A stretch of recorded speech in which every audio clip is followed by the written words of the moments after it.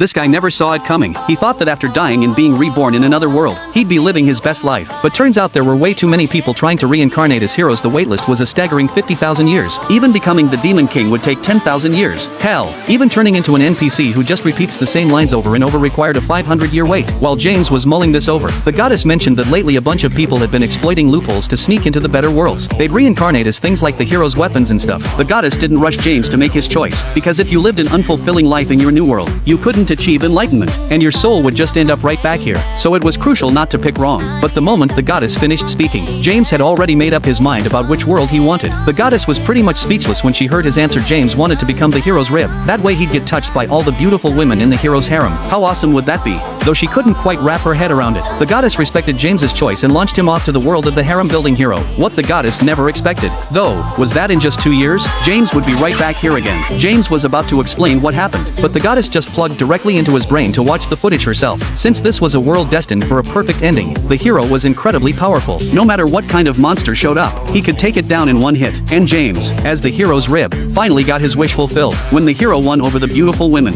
James got to enjoy the touching he'd been dreaming of. This scene left the goddess completely speechless.